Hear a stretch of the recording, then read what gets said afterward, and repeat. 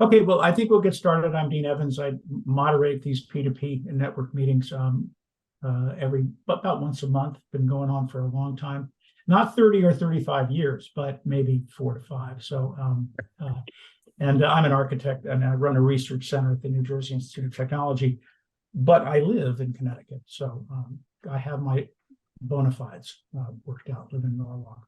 And so today we're welcoming Michaela Cardy and Haley Hodge. We're going to talk about the Enterprise Community Solutions and the Innovations Challenge.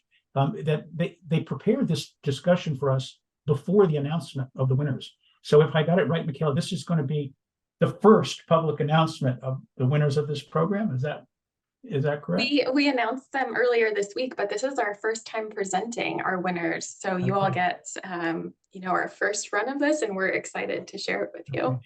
Well, it's a very cool program, and I think many lessons learned. We'll unpack some of the big ones today, I guess, but there's lots more. So with that, we'll start in terms of the audience. We'll do the presentation. If somebody has a burning question, I'll be monitoring the chat, which over the last 2 months I've learned how to do.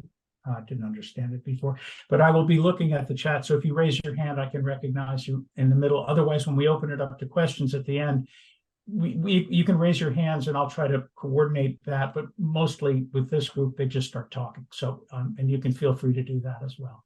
So Michaela, are you going to start? Yes, Haley's going to pull up our slides and I'll kick us off. I'll turn it over to you. All right, great. Well, thank you all for having us and inviting us to share our work today. As Dean mentioned, I'm Michaela Cardy, and I work as Senior Program Director at Enterprise Community Partners, and I'm joined by Haley, who is a Senior Program Associate in the Office of Solutions President at Enterprise. And again, we're really thrilled to be here to talk about our program, the Housing Affordability Breakthrough Challenge, to share an overview of the program, as well as our newest cohort of winners and our 2020 cycle of the challenge as well. So I'll kick things off by giving a little bit of background on Enterprise as an organization itself. Some of you may already be familiar, but Enterprise is a national nonprofit that exists to make a good home possible for the millions of individuals and families without one. We do this work by supporting community development organizations on the ground. We also aggregate and invest capital for impact in homes and communities. We advance nonpartisan housing policy at all levels of government, and we build and manage communities ourselves. Enterprise in its history has developed 18,000 affordable homes in the Mid-Atlantic to date, and everything we do is informed by the residents and communities we serve. And as you all know, our homes are really the foundation for our dignity, health, education, wealth, and community. Yet we're still seeing rents go up, our paychecks aren't keeping pace, and good homes in strong neighborhoods are increasingly hard to find. So we focus on the greatest need at Enterprise, the massive shortage of affordable rental homes nationally and with state and local partners all across the country. And we're working with our partners to achieve 3 key goals: to increase the supply of affordable homes, to advance racial equity after decades of systemic racism in housing, and third, to strengthen resilience in communities so that upward mobility is possible for residents. So with that, you have a little bit of context on Enterprise and what brings us to this work for the Breakthrough Challenge. In the world of affordable housing, we already have lots of great tools and resources that local governments are creating and expanding upon. We also have a variety of federal resources with existing tools like the low-income housing tax credits. Yet we still have an affordable housing shortage of more than 7 million homes across the country. And nationally, there's no state or county where a renter working full-time at minimum wage can afford a 2-bedroom apartment. So it's clear that these existing tools and resources are very important, but not enough. So the housing affordability. So our program, the Housing Affordability Breakthrough Challenge, is a $40 million initiative that's led by Enterprise and made possible by the leadership and support of the Wells Fargo Foundation. The program works to inspire, propel, and scale housing solutions. And we're not only working to find ways to accelerate production of homes, we're also looking to support innovations that increase access to housing and create structural change that's necessary to achieve equity in our communities across the country. So our winners are pursuing innovations that prioritize racial equity and environmental sustainability, and their solutions embrace one or more of our three key areas of work: access and resident support, construction, and financing. So through the program, we provide direct grant support. And of course, this funding is very important, but one of the most unique elements of the program is a peer learning experience. We invest in bringing people together who are working to do something that's really never been done before. And innovation is incredibly tough. It can feel isolating at times. And so it's important to know that you're not alone and you have a group of people that you can lean on and learn from. So you all know this from this group you have here today, like peer learning and support is really important. So we invest in that through the program. So I'll start by giving you all a background on the first cycle of the challenge and our 2020 winners, so you all can see examples of their work and how they're working to advance the field of affordable housing. So this is a photo of our 2020 program alumni. They're all working to challenge the status quo as we know it. They're scaling their work and paving a new way forward in the affordable housing space. We're continuing to work with them and learn from them through a continued peer learning cohort and supporting them in scaling their projects. So I'm going to walk through all 6 of the 2020 winning innovations, again, to illustrate examples of housing innovation and how their work has progressed over the last 3 years by being a part of the program. So Dream Build is an environmentally sustainable, disaster resilient modular homeownership innovation that's designed specifically for tribal and rural communities. It was created by CDCB and Building Community Workshop based in Brownsville, Texas, and the Rio Grande Valley. And Dream Build is an off-the-shelf model that features a technology application that enables homebuyers to customize their home according to their preferences and their budget. So while we consider this a construction innovation, it really stretches across all 3 of the focus areas of the challenge. They've created an innovative mortgage product that supports extremely low families and individuals who really never thought homeownership was possible, and it allows them to grow their homes as their finances improve and build equity through homeownership. Another key aspect of their innovation is the concept of choice. Instead of saying, here's an affordable unit, they're very rare, this is your option, they're working with people to build a home with features that they choose and in the location that they choose. They might be building a home on their family's land or in a lot that CDCB owns. The team has also, again, developed a technology application that lets families in real time see how design choices change the cost and enable them to prioritize the elements that are most important to them.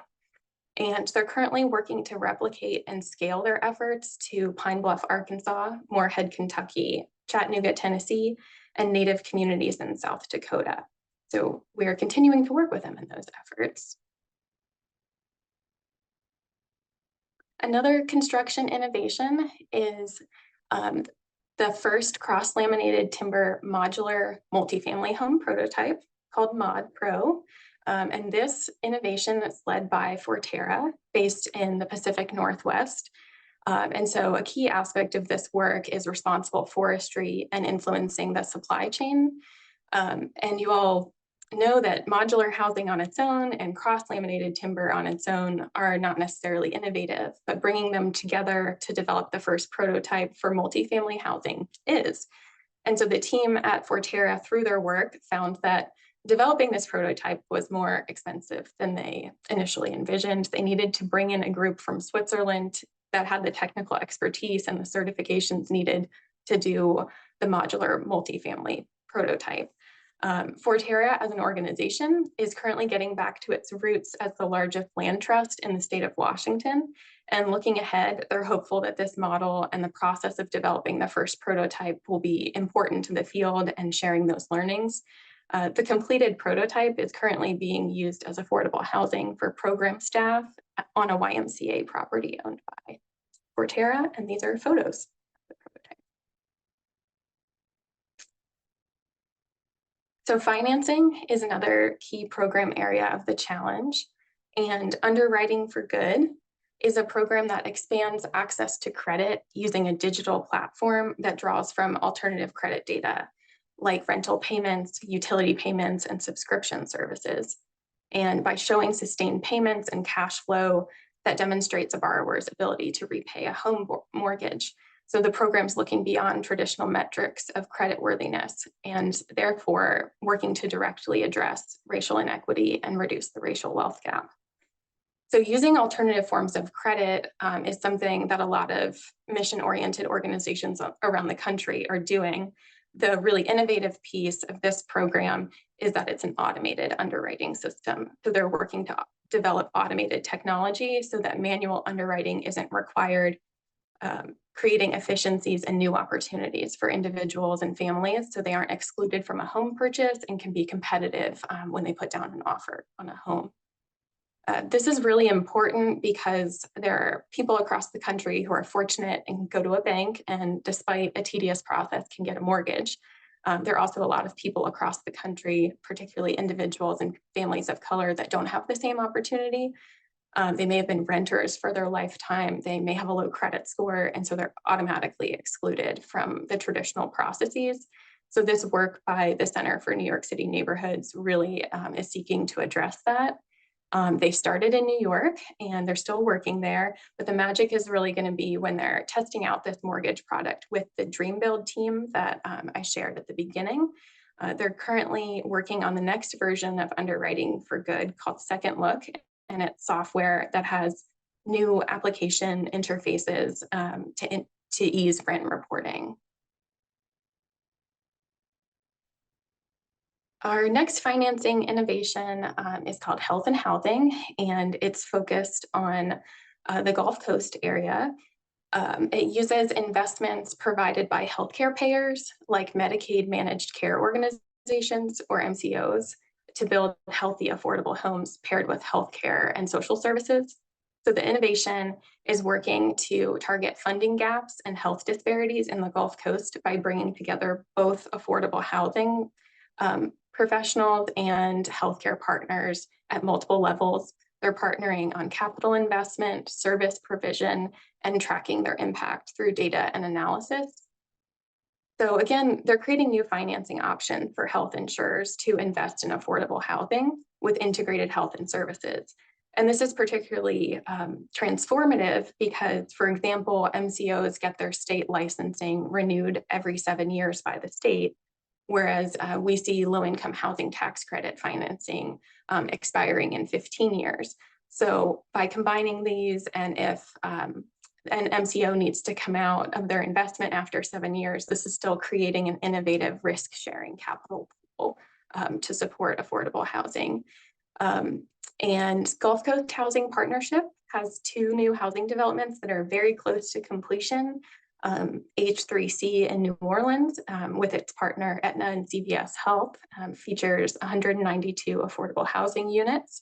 And its second pilot is the Pearl in Jackson, Mississippi with its partner United Healthcare.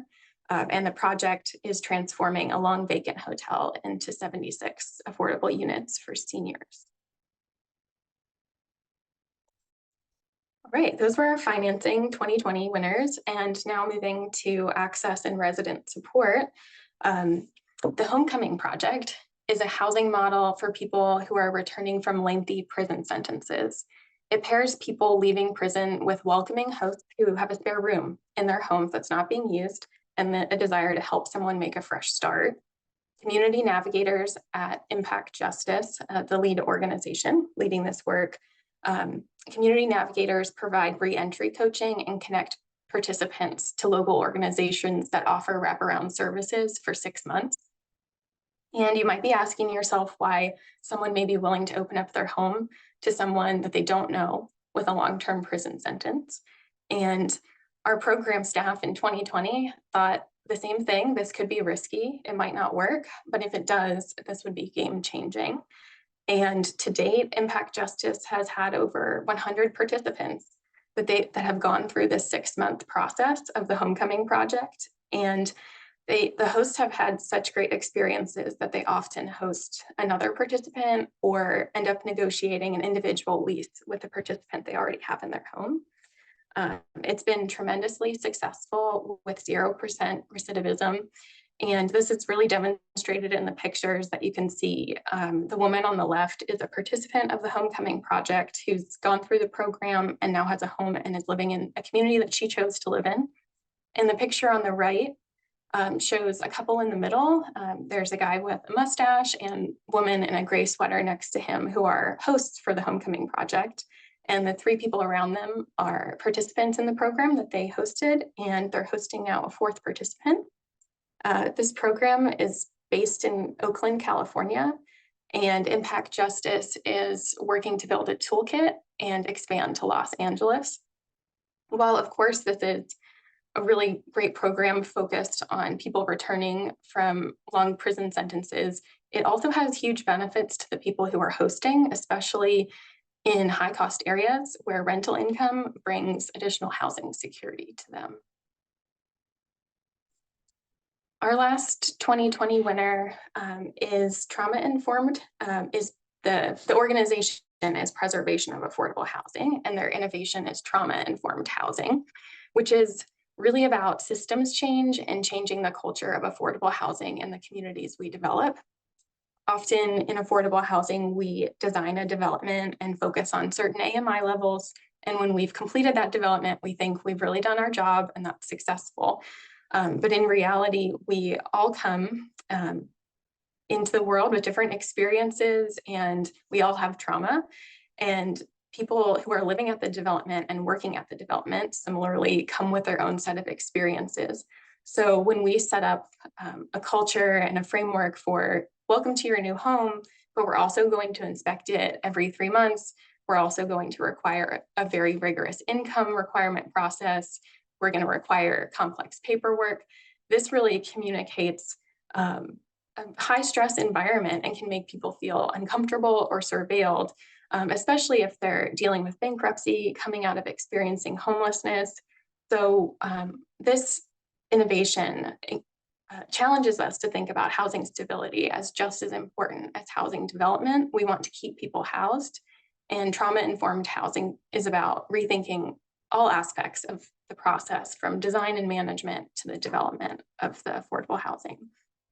So I'll just share a couple examples of what this culture shift and rethinking means is thinking in terms of design. How do we create a lobby where a management office isn't behind a plate of glass? How do you manage integrating open spaces and encouraging a sense of community between residents and between staff and residents? And how do you manage a community in a way that you're not putting residents through additional or renewed trauma by living there? One lesson that came out of this is that residents initially were the focus of the work, but really learning that we need to pay as much attention to staff as we do residents. The world of property management is difficult and often thankless. So if you're working with residents in a stressful environment and you don't feel empowered or like you have the ability to change that environment, that can feel really debilitating. So shifting that to empower staff to make changes that they see are needed. And all of this work really starts before shovels go into the ground. Thinking about community engagement and the community that you're building in, understanding how trauma is affecting what's happening inside and outside the development is important. The loss of local institutions like churches or neighborhood organizations, residents facing threats of displacement, and whether people feel safe in their neighborhood. So approaching community engagement from a trauma-informed lens really brings up a lot of questions that aren't traditionally asked, and also invites people to participate in a way that they probably haven't been invited in the past. So again, overall, this is really a systems change innovation, and it will take a long time. But Preservation of Affordable Housing is one of the largest affordable housing developers organizations in the country. So they're really thinking about the organization's culture and how they can ensure that decisions are made at the right levels, from staff inside development all the way up to the CEO. All right, So hopefully that gives you a little bit of preview of where our program has been to date. And we just wrapped up, as Dean was saying, our 2023 competition. And we wanted to be able to share a bit with all of you. You've seen some of the innovations and where they are now. But how do we approach this work, and how are we thinking about housing innovation? So I'll talk through the program briefly. As a program, we're really looking for tools and strategies that break from our current standard approaches, thinking about how we build housing, how we operate housing, and how we find it. We want to see innovations that are more efficient, less expensive, and more equitable than our current standards. We're looking for ideas that can be replicated and scaled into other communities across the country. We're not looking for work that is very contextual and specific and doesn't connect to other places across the country. We're looking for work that can affect systems change in the housing sector as a whole.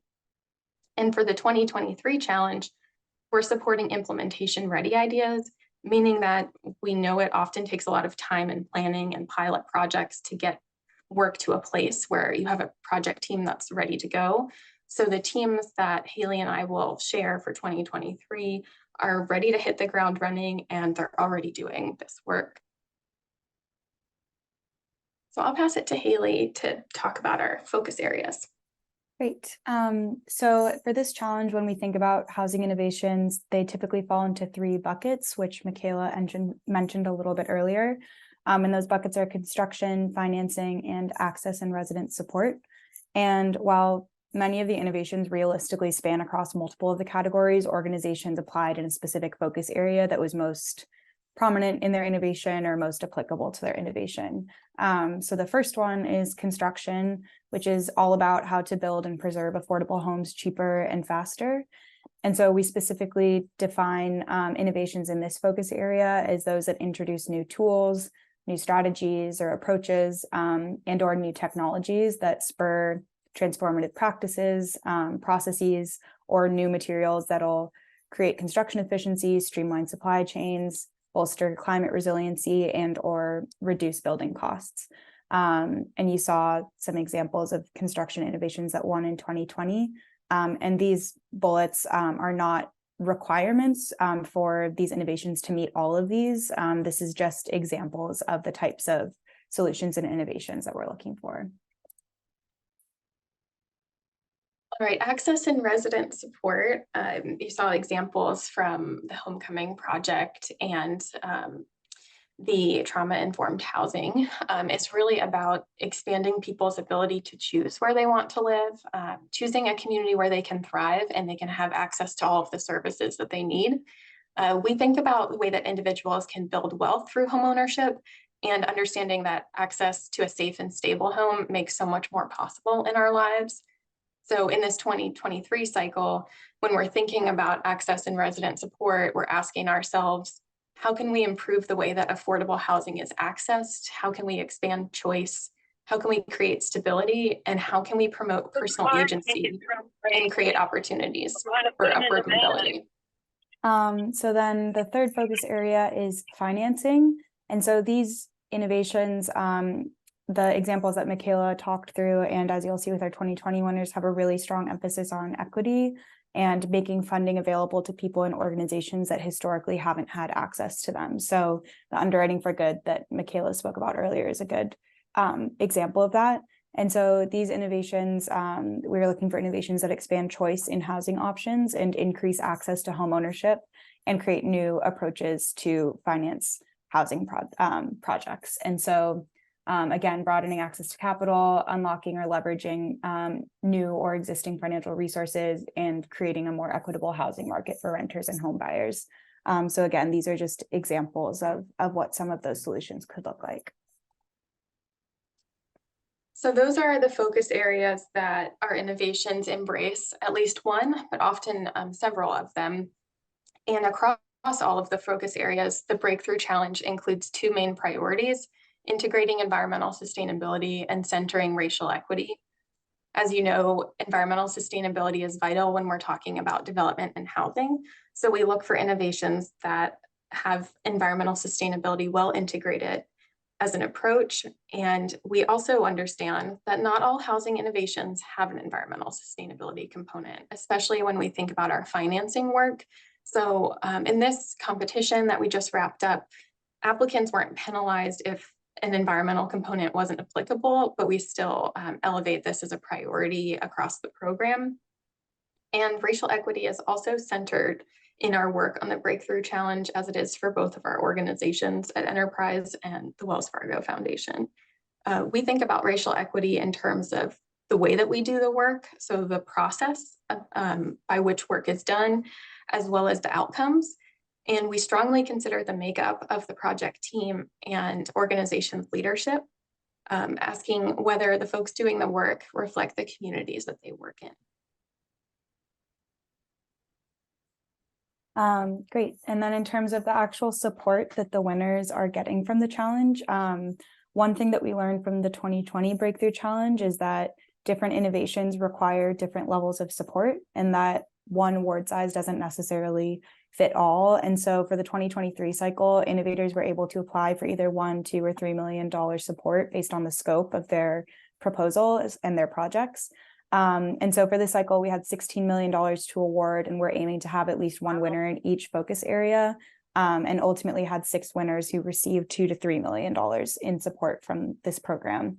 But this program, which Michaela alluded to earlier in the presentation, this program is also much more expansive than just the grant dollars. And so while there's a large dollar amount supporting these organizations, another really significant part of the program is offering access to technical assistance, and then also support from the cohort model of both the 2023 and 2020 winners, of having people trying to do the systems change work together. So in addition to the grants, the winners in 2023, much like in 2020, will receive technical assistance provided by Enterprise and or outside providers to help with the development and execution of their solutions. So now that we know the winners, which we'll get to in a minute, we're going to work with each of them individually to design TA support that's specific to their innovation. And then another important piece of this program is that we offer a lot of communication support. Enterprise offers a lot of communication support. And so it's obviously incredibly powerful to have these innovations lifted up in a way that people can learn about them through both Enterprise and Wells Fargo's platforms. So visibility and storytelling is another really big part of this program. So yeah. We just wrapped up a 3-round competition that started back in January of this year and finished just this week. And so as you can imagine, this is a big commitment on behalf of all of our applicants. We started with 429 applications back at the beginning of this year and just announced six winners out of 16 finalists. To be a part of a competition like this certainly requires time, resources, and it is a big deal to participate. Throughout all 3 rounds, the applicants submitted written materials as well as participated in a short video interview in round 2. And notably in this latest round with our finalists, they participated in a pitch competition in Washington, D.C., where each finalist did a pitch presentation before a panel of 11 stellar judges who are housing experts all across the country, who selected our final winners. I'll also note that in partnership, Wells Fargo and Enterprise staff across all of our markets and areas of work reviewed applications in round 1.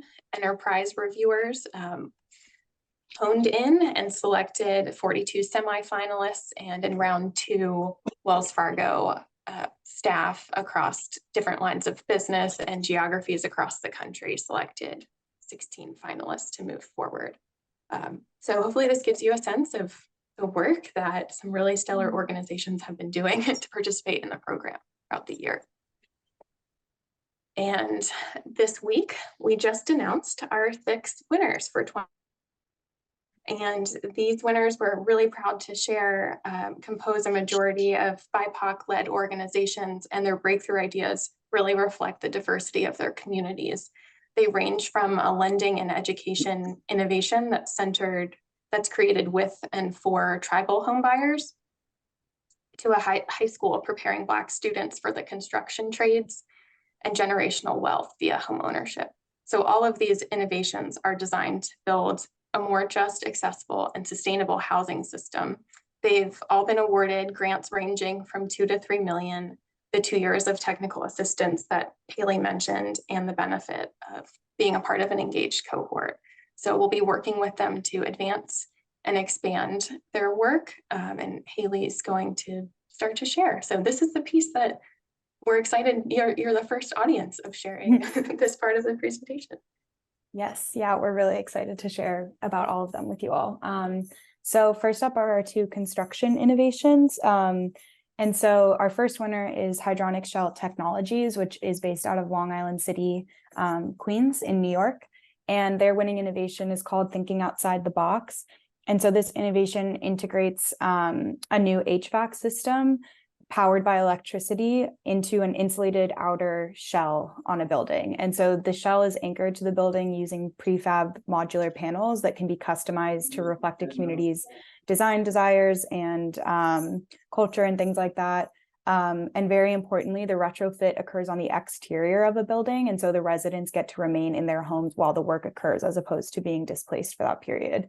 And so through this program, meaning through HABC, Hydronic Shell's current plan is to pilot its technological approach on a section of a 4-wing multifamily property in Syracuse, but they'll also be considering other buildings as well.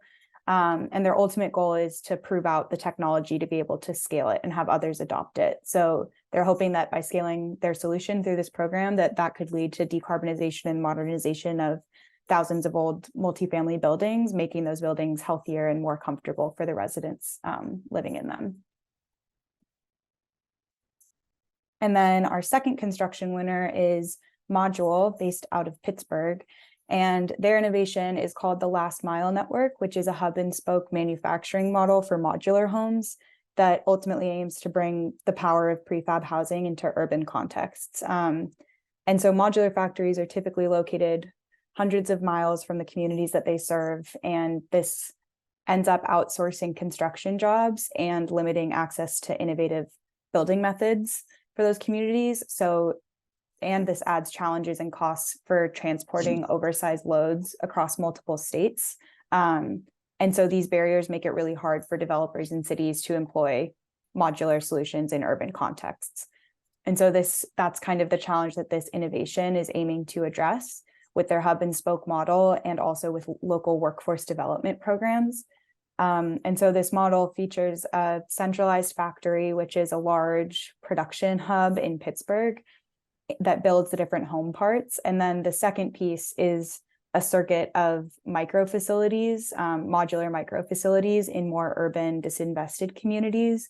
And so the way that their model works is that parts from the central hub ship on standard trucks to the smaller factories, all of which are within a 30-minute drive of the communities that they're aiming to serve. So very integrated in the communities that they're aiming to serve. And that's where the homes are assembled into boxes to produce the final product.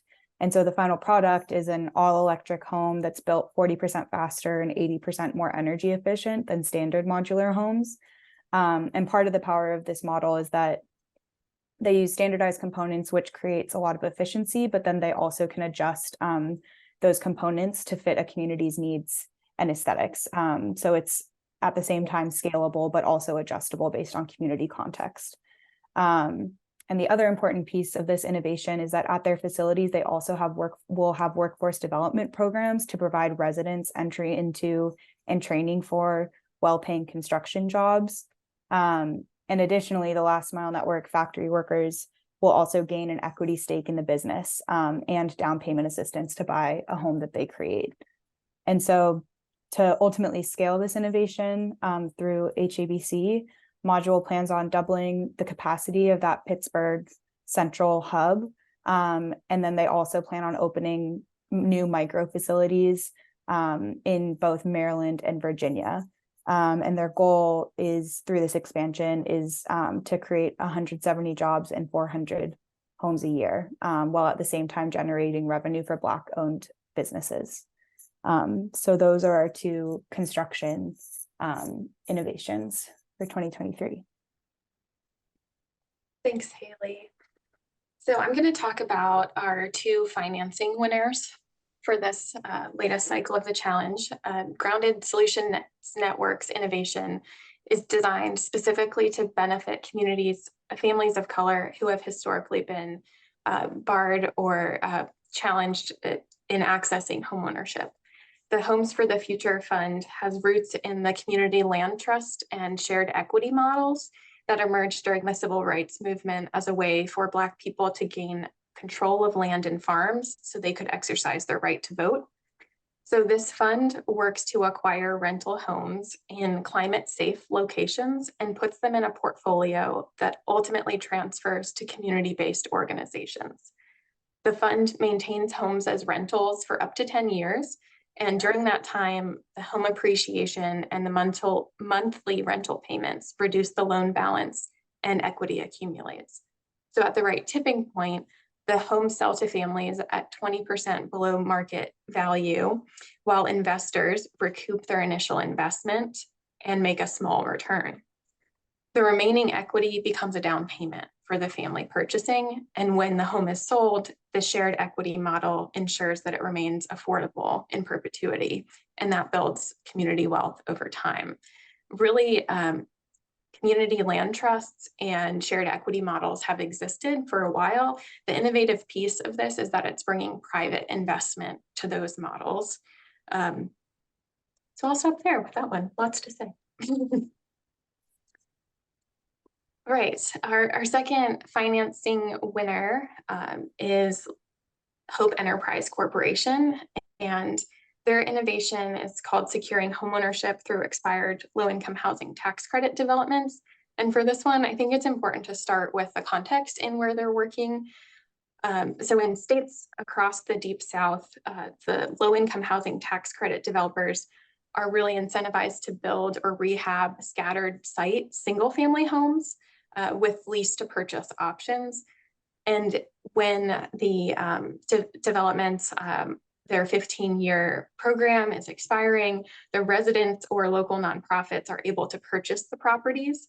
And if there are no residents or nonprofits that are doing that, the developers can convert them to market rate housing.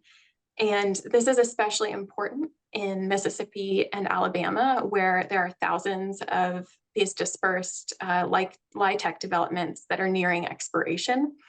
And in some communities where they're located, 1 in 4 Black people live in poverty. And if unable to purchase their home, thousands of families are facing the threat of displacement. So Hope Enterprise Corporation already has a mortgage product that's in-house that's designed to prevent people from losing their homes when the tax credits expire, and to help close the region's 30% gap between Black and white homeownership. So this innovation and their work through the Breakthrough Challenge will build on their existing mortgage product that's had success in creating pathways to homeownership. It offers down payment assistance and requires no private mortgage insurance. The loans are manually underwritten and borrowers are assessed based on their rental payment history. So similar to underwriting for goods, they're looking at alternative measures of creditworthiness. And they'll be starting with their work in the Mississippi Delta, where they'll be working with rent-to-buy LIHTC developers and conducting proactive homebuyer education and promoting their mortgage product throughout the region. They'll be collaborating with HBCU students from Mississippi State Valley University, as well as nonprofit Delta Design Build Workshop, to retrofit the existing homes with energy upgrades. And throughout this process, they'll be collecting data, documenting their process, and conducting research to be able to show to state and federal stakeholders the power of ensuring that long-term residents who have been renting in the same community for 15 years should have the opportunity to build generational wealth through homeownership. So next up, we're moving on to the last focus area, which is access and resident support, starting with Build Up, who are based out of Birmingham, Alabama. And so their innovation, Build Up Birmingham and Beyond, defies Birmingham's history of racial injustice and is rooted in the belief that true equity occurs when people have a stake in their communities. And so their innovation, Build Up Birmingham and Beyond, is an early college workforce development high school that equips young people for careers in the trades while simultaneously empowering them to purchase a home in their own communities, giving them the opportunity to also build generational wealth. And so through this program, the Build Up team takes donated homes from affluent areas and then relocates them and renovates them as infill housing in neighborhoods where new construction has been economically difficult or impossible for decades. And so their approach aims to reinvigorate neighborhoods, eliminate construction waste, and prioritize green technology all at the same time. And while most housing solutions focus on multifamily rental properties for older people at 80% AMI, instead, this idea and this approach prioritizes Black youth specifically, many of whom are at 30% AMI and below. And so this program offers workforce development training in modular construction and prepares those young people for careers in high demand building trades, and also simultaneously readies them to become first generation homeowners as early as 21 years old. And so ultimately, through this approach, Build Up aims to use this transformative school model to break the cycle of poverty through a scalable housing solution that ensures that young people have the credentials and skills and agency to realize wealth that can be transformative and really liberating. And so through HABC, Build Up plans on both expanding their work in Birmingham and then also ultimately expanding to other cities as well. And then last, but certainly not least, is our final winner, also in the access and resident support category. And our last winner is the Tlingit-Haida Regional Housing Authority based out of Juneau, Alaska. And so their innovation called Success Starts With Me is a lending education program and provides tribal citizens the opportunity to become homeowners by filling the gap between traditional mortgage loans and the aspirations of these tribal families that the housing authority is working with, ultimately allowing landowners to build on their own land and keep it under tribal ownership. And so similar to Hope, where Michaela was giving context, I think it's also important to give some context for Tlingit-Haida. So for context, the housing authority serves 14 different tribes across small village communities in Alaska, only accessible by boat and air. And among the citizens served by the housing authority, 70% are renters. And in contrast, renters make up 36% of the population in the state of Alaska and nationwide.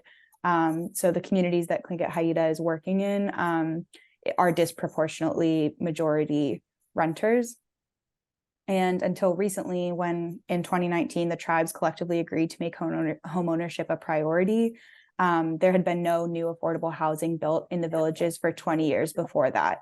And so what that meant was that while tribal citizens across Southeast Alaska own land, it had been a very long time and it had remained undeveloped for years in a lot of cases. And so Success Starts With Me allows landowners to build on their land and keep it under tribal ownership. And so people who have thrived on this land for a long time will be able to gain home ownership and invest in the well-being of their neighbors and of the economic growth of their community through this innovation. And so what they do to create that access to home ownership is they provide a personalized path to home ownership where other financial institutions might see risks. The Regional Housing Authority and its partners really see working with these community members as an opportunity to build and retain a strong tribal community in Southeast Alaska. And so through their innovation, they essentially tailor down payments, mortgages, and sweat equity options to meet the potential home buyers, homeowners' unique profiles and desires. And simultaneously, they offer training and education for home buyers to make sure that they're prepared every step of the way to become a home buyer. And additionally, the innovation also includes a foreclosure mitigation plan that protects against the threat of loss of tribal land.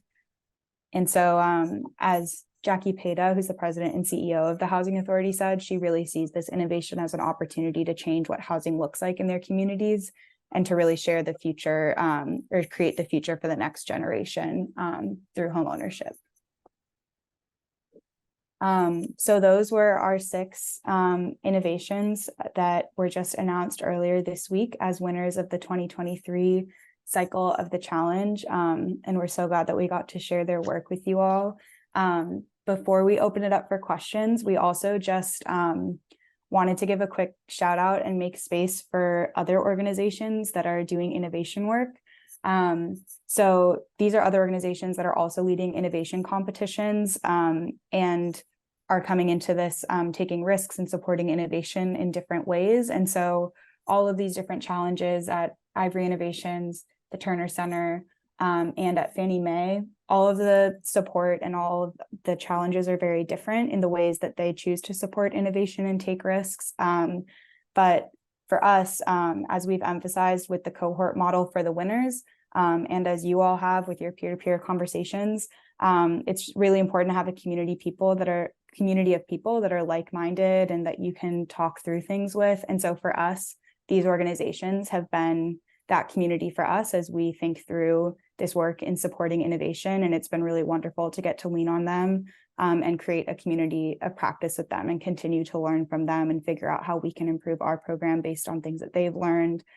So we just wanted to take a moment to shout them out, to learn more about them if you haven't already learned about what they're doing, because they've been wonderful partners to us and are also doing really great work in this space. So yeah. Well, thank you. And I know we're That's getting terrific. close to 12:30, but happy to answer some questions. Yeah, thanks, Michaela. Thanks, Haley. Really great. 2 cohorts of programs, all of which were interesting and really compelling. If people have questions, you can raise your hand. That's under the reactions button down at the bottom of the page, or you can just start jumping in. I have some, so if people... I'll take you up on just jumping in. This is Kathy Dorgan. First of all, this is so amazing. My head is spinning. I have like a question about every project you presented, and look forward to learning more about how we can connect more to learning along the way. Well, so we're all talking about manufactured housing, and you're doing all this work on a couple of models that are really interesting from that. And I'm curious, in conjunction with that and the technical assistance, if there's research being done on what's out there and usable, and if there's any way to access that. By our program, that's a good question.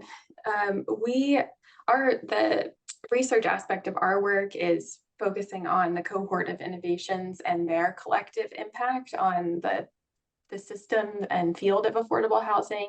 But we know that the individual innovations, when they're doing their work, they're leaning on, modular partners, and they have their own shared network. So as we, dive into working with modules specifically, and one of our 2020 winners, Dream Build, we know they have access to those networks while we aren't necessarily doing the research ourselves. So it doesn't directly answer your question, but we know it's out there, that there's a field of practice. I just don't have it at my fingertips. So here's the handy thing I could send you. Great. Well, I look forward to hearing about it. And again, it's great. And I also want to say I bought my first house when I was 19, and I'm a real supporter of that program. Awesome. Yeah. So yeah, that was I was going to ask Michaela and Haley about lessons learned from the 2020 round. Has it been going long enough that there are lessons emerging, or has it still got a little bit ways to go? Oh, absolutely. I mean, both of those things, Dean. We continue to learn along the way.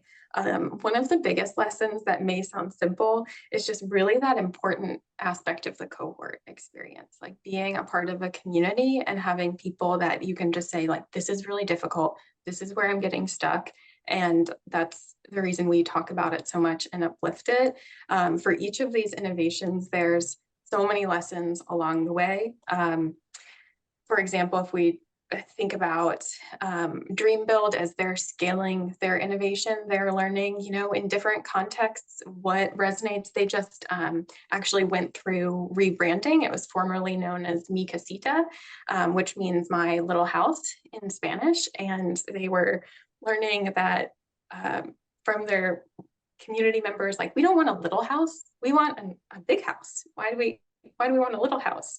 And then when they were going to other communities, that name wasn't resonating. So something as, maybe simple and straightforward as marketing, like, that's happening along the way, as well as the real technical pieces I talked about.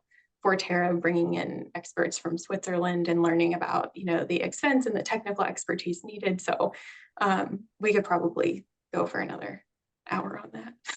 You can still live large in a little house. So that's a Yes. you can put that as a tagline. Also that. But on the construction side, I had a couple of questions. So the modular ones were interesting, and like Kathy was saying, we're more on the multi side in the P2P, but one of them was a multifamily. The CLT one, I think, could be used in multifamily. So we will be interested to see the lessons learned from that from the 2020. On the modulars that are on the ground, one of the things that I would love to see some answer to is in terms of the overall cost estimates of it. How do you handle the foundation? Because that to me is always a problem with because it's expensive. I saw the ones that were stepping up the street were poured concrete, which is it's not necessarily expensive, but the box is one thing, the foundation is another, and how you handle that is always an interesting one, particularly on infill, which is, I think, what some of the modules that you were looking at were used for. And on the factory side of things, I think that's a clever idea. I read that before I came on, about the core factory and then the spin-off mini factories, but they do assemble boxes, right? You still have to crane them into place rather than pick them up and move them. So that's an interesting one too, how that works, particularly when you get into restrained, infill situations. But still, that's a cool idea, and I'd love to see what actually happens with that hub and spoke a way of fabricating, and whether the savings are really there. And then on the hydronic shell, that sounds in a weird way too good to be true. So, and have they done it before, or is this them trying to really iron out the bugs and take it to scale in a real building? That's what this one is. Yes, the latter. So they've developed the panel. We could pull up the slide again. We have an image of the panel being developed, and they have a patent for the technology. But this challenge will support them in putting it on a building and piloting it, as well as scaling it beyond one building. We really want to focus on the lessons for the field and how it can go to market. Yeah, that's cool. Paul, did you have a question? Yeah, Dean, I was thinking the same thing. I was thinking about, a lot of the innovation that I've seen so much over the past 35 years, and where we were and where we've come and where we're going. I think it's just, really amazing. And I think these programs really help foster that. And that one I was somewhat intrigued by, especially for retrofits, So I was just a little bit more curious to see, like you, was that just a small model that they did of that, or whether they actually have a case study that they've begun to develop. And it sounds like this funding was for them to do that case study. Is that correct? Yeah, that's right. Again, with the priority really being what is the process that they went through, what worked, what didn't work. Like, we really want lessons learned for the fields, even outside of the pilots that they'll be working on. And hydronic shell is the innovation that gets so many questions. As soon as we talk about it, it's like, wait, but how does that work? And I have, as soon as someone's an architect or an engineer, they have so many questions. And really, it's an example of a risk, but the power of this to be successful could really be hugely impactful on all of the aging multifamily buildings we have around the country. So this is a moment of the power of some risk capital in investing in the work. Yeah, I think it's a good one to invest in. I think that, solving that problem is one that we've all been grappling with for years, and I think we'll continue to, and trying to come up with a solution that, we get a good air barrier, but we can also, get some good ventilation and heating out of it, and add some energy efficiency to it. And that's really challenging, especially when we're trying to do it on the interior. So something like that could be, really quite interesting and beneficial. So I'd look forward to see something more on that. Yeah, me too. It's like the overcladding companies, I think, would be interested. Exactly. Because it goes beyond insulation into a systems Into a system. upgrade. Yeah, Yeah. right, Very cool. right. Yeah, very cool. Yeah. So, well, I think we're sort of past the time bell, but I had one more sort of a related question. In the first round there were 885 applications, and in the next round it looked like there were 400 and something. Mhm. Anything being done with that data set? Because it would be interesting to see, do they bin into different categories of stuff? Are there some things in there that were so close but didn't get the final that might be of interest anyway? Do you plan to do anything with that data? Is there a way that that's going to be shared? That's a great question and something we're actively working on. Enterprise has a team, enterprise advisors, who we're working with, where they have a data set that's currently internal and something that we hope to have so much potential to do, to use it, but for that exact reason of like pulling out the themes that we're seeing across the field, as well as it takes a lot to go from 429 to 16 to 6. So we don't have something we can share publicly right now, but it's something we've realized we have a big data set that's useful to the field, and currently figuring out how best to share that and evaluate it, all of those things. Very cool. Okay, out there in the wilds, any other questions for Haley or Michaela? Well, thank you both. I mean, this is great. And like I said, it's very timely that it came up right post national announcement. And so I think those of us who are here and who watch it again online afterwards in the archive version will be interested in seeing what Paul was talking about in terms of the outcomes of the 2020, more detail on that. And then keeping track of where this one's going. I think particularly for our group, multifamily hydronic external wall thingy is pretty damn interesting. And so I think we want to keep track of that and see how all the different things that are resolved in the implementation of that. So in any event, congratulations on a great program. I think we're done. Thank you. Anybody else have any final questions, or we can break for lunch if that works for everybody? No, I just I think we'll follow up with more because I think there is a lot of interest, but go ahead. Sorry. Oh, I just wanted to flag that Haley put a link to our website in the chat, which has a fun video that covers the winners. There's also lots of information that you can access and read more about the 2020 and 2023 winners.